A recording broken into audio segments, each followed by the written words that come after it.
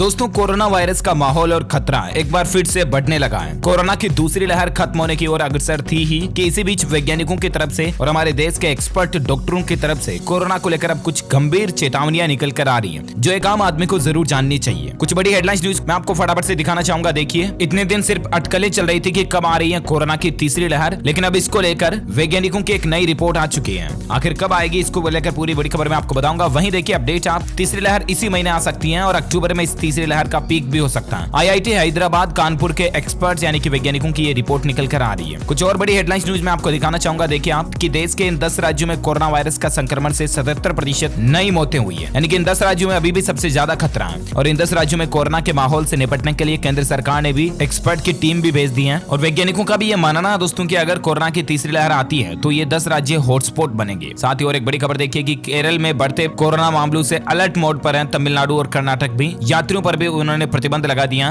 मतलब कि केरल से कोई यात्री जो है तमिलनाडु कर्नाटक में नहीं जा सकता, क्योंकि अभी केरल में बहुत ज्यादा माहौल बिगड़ रहा है अभी भी। वहीं देखिए कोरोना की तीसरी लहर और बच्चों पर खतरा मंडरा रहा। डॉक्टर कह रहे हैं बहुत जरूरी बात। डॉक्टरों का आखिर क्या कहना है तीसरी लहर के बारे में अपन जानेंगे। साथ ही और एक बड़ी खबर देखिए आप, कोरोना से जान गंवाने वाले स्वजनों को जल्द ही मिलेगी सहायता राशि। ये भी राज्य सरकार की घोषणा मैं आपको बताऊंगा। साथ ही देखिए बड़ी खबर, कोरोना संक्रमण के मामले फिर से बढ़ना शुरू हो चुके हैं। पिछले 24 घंटों में 42,000 से भी ज्यादा लोग नए संक्रमित पाए गए, जबकि 562 से भी ज्यादा की मौत हुई। वहीं देखिए बड़ी हेडलाइंस न्यूज दोस्तों की, कोविशील्ड के सामने कोरोना बेदम नजर आ रहा है, क्योंकि दोनों डोज लेने के बाद कोरोना होने की आशंका को 93% तक कोविशील्ड वैक्सीन कम कर देती है। अभी आपको पता होगा कि कोरोना की 2 वैक्सीन जो है मोस्ट रूप से हमारे देश में लगाई जा रही है। एक तो कोवैक्सीन है, एक कोविशील्ड है, राइट। तो उसमें कोविशील्ड ज्यादा असरकारक दिख रही है। एक स्टडी में इस बात का भी पता चला है। वहीं देखिए चीन से एक और बड़ा खुलासा सामने आ रहा है कि वुहान लैब से फैला कोरोना। इंसानों को संक्रमित करने के लिए वायरस में चीनी वैज्ञानिक कुछ बदलाव कर रहे थे, और एक रिपोर्ट में इस बात का पता चला दोस्तों कि चीन ने जानबूझकर इस कोरोना वायरस को बनाया। वहीं देखिए वैज्ञानिकों की रिसर्च में एक और इस बात का पता चला कि पुरुषों और महिलाओं में कोरोना के लक्षण अलग अलग दिखते हैं, यानी कि देवियों और सज्जनों में भी कोरोना के लक्षण डिफरेंट देखे जा रहे हैं। आप देख सकते हैं कि टॉप 5 लक्षण जो पुरुषों में क्या दिखते हैं और महिलाओं में क्या दिखते हैं। अब कोरोना भी मतलब लैंगिक भेदभाव के अनुसार अपने लक्षण दिखा रहा है। देखिए पुरुषों में कोरोना के जो मोस्ट लक्षण अभी चल रहे हैं कोरोना वायरस के लेटेस्ट वेरिएंट के मुताबिक, उसमें सूंघने की क्षमता कमजोर होना, थकान आना, ठंड लगना, बुखार होना और सांस लेने में दिक्कत होना। वहीं महिलाओं की बात करें तो सूंघने की क्षमता महिलाओं में और भी ज्यादा कमजोर हो जाती है। सीने में दर्द होना, लगातार खांसी होना, पेट में दर्द होना और बुखार होना, ये कोरोना के सिम्टम्स जो है ना महिलाओं में ज्यादा देखे जा रहे हैं। समझ रहे हो ना। अच्छा, इसके अलावा कोरोना की और एक बड़ी खबर देखिए, IMF ने एक बड़ा फैसला लिया कि कमजोर देशों को $650 अरब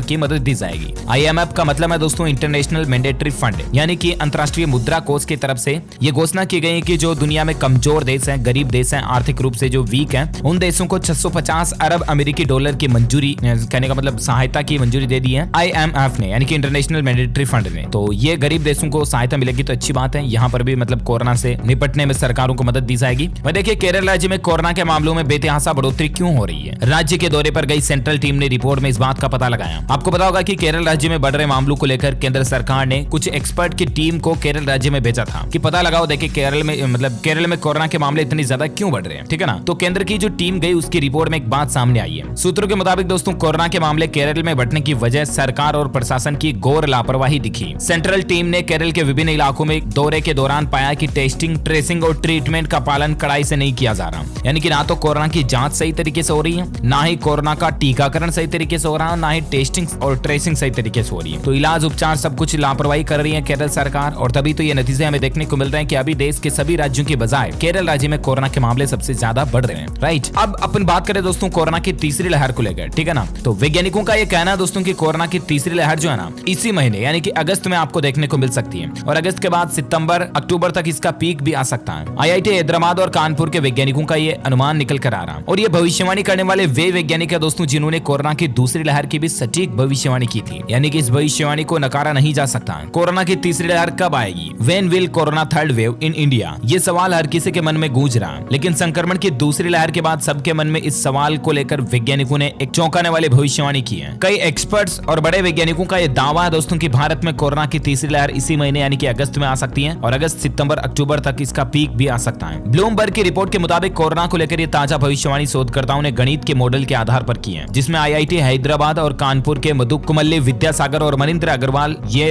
अनुभवी वैज्ञानिक शामिल थे। खबर के मुताबिक शोधकर्ताओं का यह मानना है कि कोरोना की तीसरी लहर दूसरी लहर जितनी घातक तो नहीं होगी, लेकिन फिर भी सावधानी हमें बरतनी होगी। बताया जा रहा है कि इसमें रोजाना कोरोना के 1 लाख से 1.5 लाख लाख तक नए केस हमें देखने को मिल सकते हैं दूसरी लहर में, है ना, सॉरी तीसरी लहर में, क्योंकि दूसरी लहर में तो आपको पता होगा 3-4 लाख तक भी पर डे का कोरोना का नया आंकड़ा चला गया था। हालांकि अब तो काफी कम चल रहा है, लेकिन फिर भी अभी भी 40-45 हजार डेली नए केस आ रहे, तो ये कोई छोटी मोटी बात नहीं है, समझ रहे हो ना। इसलिए लापरवाही तो हमको बिल्कुल भी नहीं करनी है। और अभी जो दोस्तों कोरोना की तीसरी लहर को लेकर खतरा मंडरा रहा ना, इस बीच आप बिल्कुल भी बिना मास्क लगाए घर से बाहर ना जाएं और अपने खुद का, अपने परिवार वालों का खास ख्याल रखें। छोटे बच्चों का विशेष ध्यान रखें, क्योंकि बच्चों पर ये कोरोना की तीसरी लहर जो है ना ज्यादा खतरनाक साबित हो सकती है। बच्चों को लेकर तो देखिए आप वैज्ञानिकों का भी यही कहना है कि बच्चों को खास नुकसान दे सकती है। लेकिन हाल ही में जो दोस्तों एक सीरो सर्वे करवाया गया, इसमें बच्चों के लिए एक राहत की बात भी देखने को मिली, और वो ये कि कोरोना से बच्चों को जितना खतरा है ना, उतना ही मतलब रिस्क कम भी है, क्योंकि अभी हाल ही में किए गए सीरो सर्वे में सबसे ज्यादा इम्यूनिटी ही बच्चों में पाई गई। तो कहने का मतलब कोरोना की तीसरी लहर आने से पहले बच्चों में जो ये इम्यूनिटी बनी ना कोरोना के खिलाफ, ये वाकई में एक राहत की बात है, क्योंकि इससे बच्चों को थोड़ा खतरा कम होगा। लेकिन फिर भी आप ध्यान रखें, लापरवाही ना करें। और बाकी बच्चों की वैक्सीन बनाने को लेकर भी लगातार ट्रायल चल रहे हैं। भारत में अब 12 से 18 साल तक के बच्चों के लिए वैक्सीनेशन का ट्रायल शुरू हो चुका है। छोटे बच्चों के टीके अभी तक नहीं आए, ऐसे में और भी जरूरी हो जाता है कि हम अपने बच्चों को हर स्थिति के लिए तैयार रखें, चाहे वैक्सीन उपलब्ध हो या ना हो, हम अपने बच्चों को सुरक्षित रखें। इसलिए उनको थोड़ा समझाएं। आप 10-12 साल के बच्चे तो अच्छी तरह से समझ भी सकते हैं, उनको बोले बेटा भीड़ वाली जगहों पे नहीं जाना, बाहर मतलब खेलने कूदने भी जाते हो तो आप ध्यान रखें उनका, है ना, कहीं बच्चे किसके साथ खेल रहे हैं, क्या कर रहे हैं, कहाँ जा रहे हैं, कहाँ आ रहे, वगैरह वगैरह। ज्यादा खुला ना छोड़े उनको, लापरवाही नुकसान दे सकती है, ठीक है ना। और आप खुद भी ध्यान रखें, बाजार वगैरह जब भी जाए तो मास्क लगा करके जाएं। बहुत से लोग अभी ये सोच रहे हैं कि यार अब तो कोरोना खत्म हो गया, मतलब अब तो कुछ रहा ही नहीं, लेकिन ये आपकी जो छोटी सी लापरवाही है ना, ये आपके और आपके परिवार के लिए